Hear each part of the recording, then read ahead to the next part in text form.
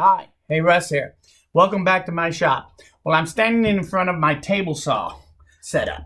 I have my main table saw, my unisaw right here on my left, and I'm standing directly in front of my second saw, my contractor saw, which is set in alignment with this saw. And I always keep a 1/4-inch dado stack in this saw to be used. I use it for cutting finger joints, making hinges, hogging out material, and making trivets. So, we're making trivets, very simple, straightforward. I'm making 2 different sizes for gifts. This one, and I'm batch doing it. So, this one's a 6x6, this is an 8x8. And I've done all the 6x6s that I have that I'm going to do. Now I'm going to do all the 8x8s. I just started, this was my demo to make sure I was on the right track. Now I'm going to go back and do all the rest. And so I thought I'd take this video and show you how I set up my saw to make a trivet. It's pretty easy to do if you follow a process, especially if you're batch making something like this. And using the setup I have, using this double table saw setup, and I'll show you, because it's a little different than most people, most of the guys out there and gals that do this. So I'm going to point this down. Let's take a look here. Okay, so here's my table saw. This is my unisaw. This is my fence. This is my sled. This is the slot for the 1/4-inch dado stack out here where you can't really see the blade. And like I said, it's always set up with that 1/4-inch on here. And so now, in order to do this, you just want to incrementally move it. And basically, because I'm doing a 1/4-inch slot and a 1/4-inch ridge, we're going to be moving it a 1/2 inch at a time to make these cuts. So, because this saw is out here, the tape measure on my fence isn't going to be calibrated to this fence. So to use this setup, all I do is, in this case, I put my fence off to the side, and I tape down a little ruler right here so I can see it. So then I set up my fence to where I start my cut. Let's say in this case, right at 1 inch. And then I set my piece here. I take my trivet and I set it here. And you will see at this point it lines up to this slot because this one's already done. So this is where I make my first cut. So to make my cuts, to make this into this, you do this by setting your fence. Set this in here. And I take this block of wood and I set it up against there gently so that everything is sandwiched here. Make sure I'm still on my 0 mark here where I wanted to start, and I'm ready to make my cut. So I take my board out, set it out to the side.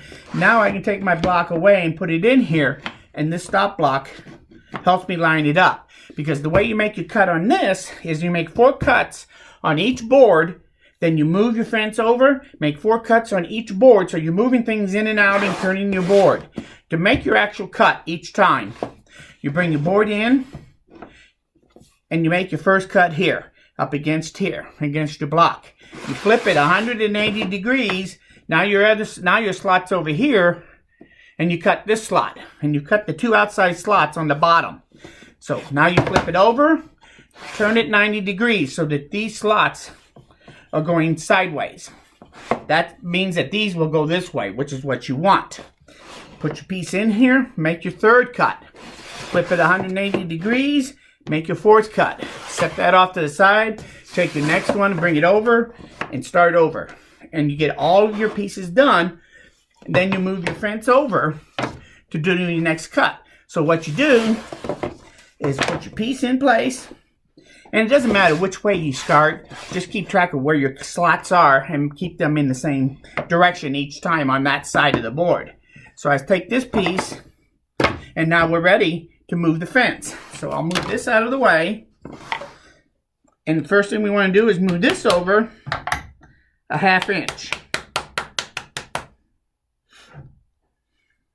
Set my piece here. Set my block here. There. There. And now I'm ready to start cutting all my pieces. And now I'm going to make the 3rd slot in every place. By doing my rotation 90 degrees, flipping it over, go and rotate it. to get all my cuts. And you have to follow the procedure of making your first cut, turn 180. Make the second cut. Then you flip your board over, turn it this way so these slots are running perpendicular. That will mean that these slots will run this way on the bottom, which is what you want.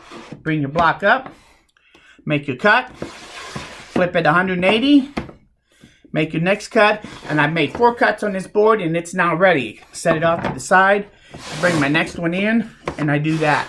And each time I increment it over until I get all my slots cut. And I end up with this as these things meet in the center. So, quick and easy way to make trivets.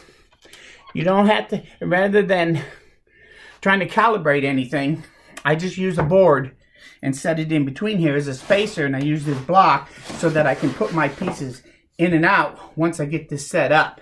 So I use this to set this block, and then I get it out of my way, and each time I make my 4 cuts, I'm only going against here. It makes it easy to do all the things you got to do with your piece in order to move it and make multiple cuts on the same piece.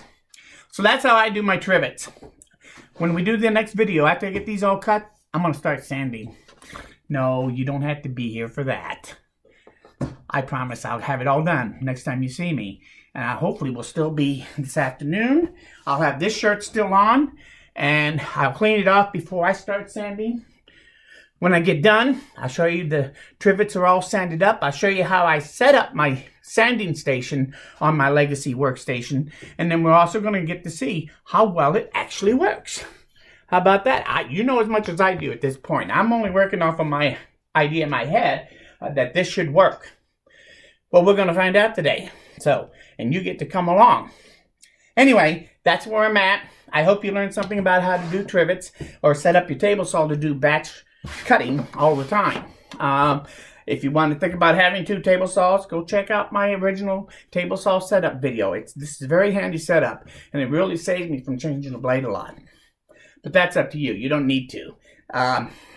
Most importantly, though, I do want to thank you for stopping by. But please come back again, because as you now know, there's more to come. We're nowhere near done. Oh, and don't forget to like the video this time. Thanks a lot. We'll see you again very soon.